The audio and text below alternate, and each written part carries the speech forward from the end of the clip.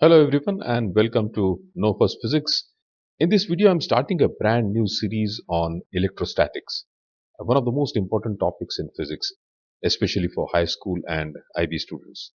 And in this first video, we are going to understand Coulomb's law, which describes how electric charges interact with each other. If you understand Coulomb's law clearly, many future topics like electric fields, electric potential, capacitors, and Gauss's law will become much easier. So, let's begin. Now we know matter carries charges. There are two types of charges, positive and negative, and that like charges repel and unlike charges attract each other. So, in Coulomb's law, we will be studying the interaction of these charges and the forces that come into play. So, we will try to understand the magnitude of these forces and the direction of these forces. So, let's assume that there are two charges, plus Q1 and plus Q2. I am taking two positive charges. But the entire discussion that we are going to have can also be applied to two unlike charges or two negative charges. Let us say the distance between them is r. Now, as we know, a repulsive electrostatic force will come into play. This particular force will act along the line joining the two charges. So, if I show the line joining the two charges, the force will act along this line. Something like this. This is F12. This is the force acting on charge Q1 applied by charge Q2, and charge Q2 is repelling charge Q1, therefore it acts along this direction. Similarly, charge Q1 will apply a repulsive force on Q2 and it will act in this direction. F21 represents the force acting on charge Q2 and applied by charge Q1. Let us understand a few more things about these forces. Before I proceed further, another important point. Please note that these charges that I have shown are point charges. Even though I have shown them as circle, you should imagine them as point charges. Yeah, coming back to the forces, F12 is equal to minus F21. So when I put these two forces in vector form, we can see that their magnitudes are equal, but they act in opposite direction. You must be wondering what would happen if the two charges were unlike. So let us say one charge is positive and the other is negative. Now the positive charge will attract this negative charge, so it will apply a force in this direction on the negative charge, and the negative charge will apply a force in this direction. So even in this case, they are acting opposite to each other, and therefore this negative sign is put in front of one of the forces. If we talk in terms of magnitude, F12 is equal to F21. Both forces are equal and opposite, so magnitude is same. And now we will represent these forces as Fe, where E stands for electrostatic forces. So this electrostatic force which comes into play depends upon the product of the charges Q1 and Q2. More the charge, more is the force, and is inversely proportional to the distance squared. More the distance, less the force.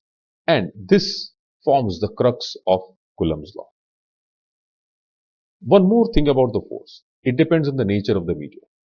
Usually, the charges will be placed in air or vacuum, but the medium can change. So, if I write this relationship between charges and the distance again, and mathematically, therefore, I can say that Fe is equal to kq1 upon q2 by r square, where k is a constant. Now, this is a special constant. It is given by 1 upon 4 pi epsilon naught, and epsilon naught represents permittivity of vacuum. We will be discussing that in a separate video. And this k depends on the material of the medium. For the time being, it is suffice to know that the value of k is approximately 9 times 10 raised to 9 Newton meter square by Coulomb square. If the medium changes, then the value of k will change. So, electrostatic force k q1 q2 upon r square, and you must have noticed that this equation is very similar to the one for gravitational force, g m1 m2 upon r square, where g is universal gravitational constant whose value is 6.6 into 10 raised to negative 11 Newton meter square by kg square, because here we have mass whereas here we have charges. And it's very interesting to do a comparative study between these two. So let's do that. So electrostatic force, gravitational force, these are the equations for them. Let us first look at a few similarities. Both of these forces are non-contact forces.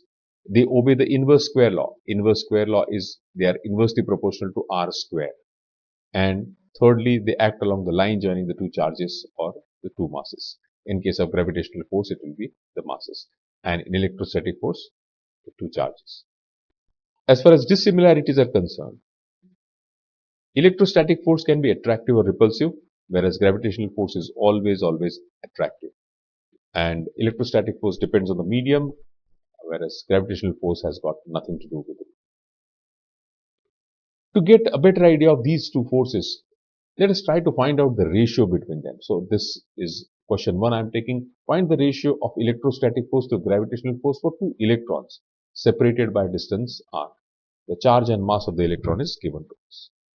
So if I want to find out Fe by Fg for two electrons, this will be K Q1 Q2 by r squared, and this will be G M1 M2 by r squared, putting the formulas for Fe and Fg.